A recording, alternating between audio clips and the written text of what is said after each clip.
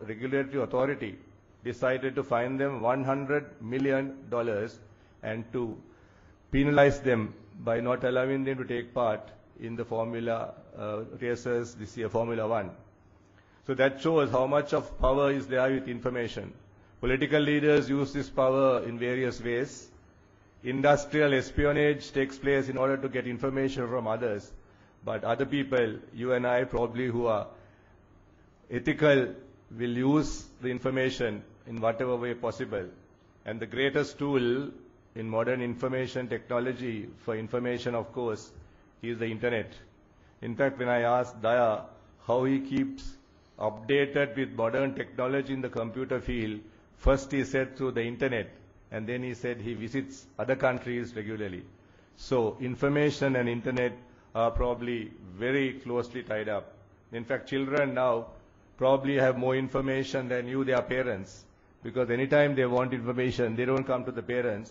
They browse the internet and they can get the information. So they are probably more knowledgeable, more informed than you are. And of course, communication. Those days, people were talking in terms of political ideology of the haves and the have-nots, the poor people and the rich people. But now literally the world is talking of the knows and know-nots, those who know how to use a computer effectively and those who don't know. Because definitely there will be a big gap between those who know and those who don't know.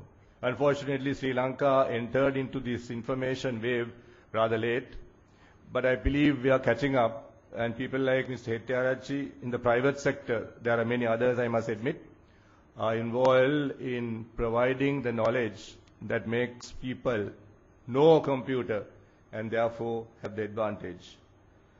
Let's digress for a moment. I am quoting from a book called Big Idea, which I picked up. It's not available in Sri Lanka, in England.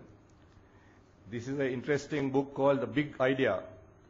And it says at the back cover, I don't want to tell all the companies, what do these organizations have in common? Amazon, Apple, I'll leave out some, Coca-Cola, Dell, Guardian, Hewlett-Packard, McKinsey, Microsoft, Nike, Nokia, Orange, Sony, Southwest Airlines. A big idea. This talks about the big ideas that made companies real winners in the past and will make them winners in the future. Just quoting from the company, it says, on the outskirts of a northern industrial city in Britain stands a huge grey high-tech shed. They call it a shed. Of course, these are out of date now. So I may be talking something out of date because every day things are getting out of date. This was published in 2001. It looks like a small airport terminal, but there is no name on it. It's anonymous and slightly forbidding. Around the site, there is a tall fence. You can drive up to it. There's no people around. You press a button and then you are asked to come in. Inside the church, there's a different world. It is a vast space populated by 1,000 or more people working at desks. Most of them are busy on the phone. It is all people. There is no cash. There are no walls. There are no checks, not even checks. Yet it is a bank. Now this is supposed to be, I don't know whether it's still in existence, called the First Direct Bank. At that time, the world's pioneer in telephone banking. First Direct matters. It is a small bank with around 1 million customers, but it is emblematic of a much larger social shift. Behind First Direct, there is a compelling story, and even more exclusive question. The compelling story is about what the bank has achieved. 10 years ago, First Direct had a simple, but at that time, revolutionary idea. That time, now it's not so. Banking to suit the customer. A bank that was open 24 hours a day, 365 days a year. A bank that if it made a mistake, would sort the thing out quickly and even compensate you without you having to ask for compensation.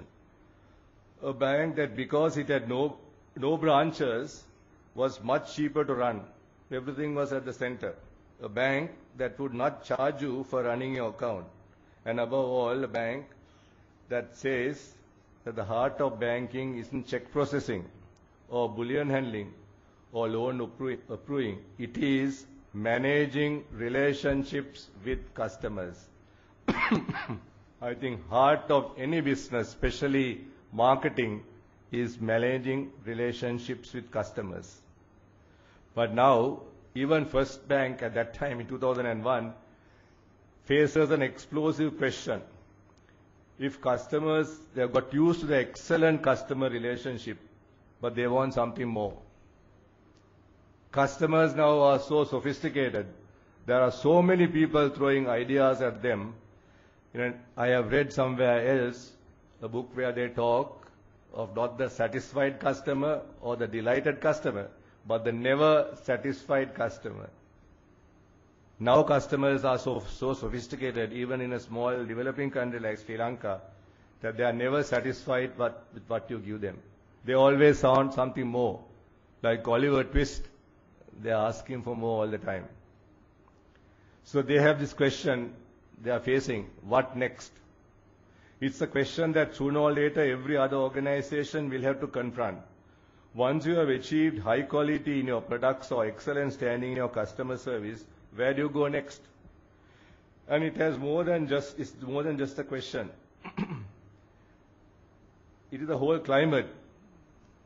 It's a predominant mood, they say, in the 21st century. It is coming now to Sri Lanka, but at the beginning of the 21st century, with the information revolution making inroads, customers are getting more, being offered more, and yet asking for more. And they are impatient with the status quo. They want to pursue the next level. And that's how big ideas have made companies completely change. New ideas, big ideas, and of course you have heard of the expression, thinking out of the box. And now some people say, if you create your own new box, don't even think out of the box. Think completely new. And it is those people, like the people here, I believe, especially your programmers, who can by being creative, by being innovative, by changing, sometimes even ahead of what the customer really needs, that makes your company or any company that much more competitive. In fact, probably if you look at the mobile phone technology, they are giving you more than what you really need. Nokia is always putting out a new solution every 6 months. They make their own mobile phone obsolete. Japanese were famous for that. They would make their own electronics inventions obsolete by giving something new to the customer. So there is no question that so sooner or later, I think every organization, although you might feel that you have reached a level of excellence, excellence is never achievable. There is always something more to achieve. You can remember the famous book In Search of Excellence, where they discuss 4 or 5 companies, IBM being one, most excellent companies in the world at that time. Within 5 years, all those companies fell down from grace. I think it's easiest to fall from grace when you're at the top, because you become complacent. You're the market leader. It's difficult to reach the top, but it's more difficult to maintain that position. Because when you're getting in good revenues, your company is having a good bottom line, and you become complacent. You don't realize that there's a need to change all the time in order to meet the changing environment and the challenge of change. This Sir John Burroughs of British BP is supposed to have stated, there's never been so much emotion in business. Now we always talk of business people being objective and hard-headed and so on. But really, now business has become new ideas, more emotional, coming out with new things that will really hit the market, will emotionally drive customers. He says, we cannot predict the future now. If it's based on economic logic, we can.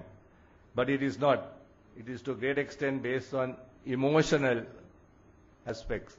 And therefore, it's almost impossible to predict the future. Then you might ask me, what do we do if you can't predict the future? Some take the path by saying, you create your own future. But we are a small country, but in our own country probably, your company or any company can certainly create its own future. Of course,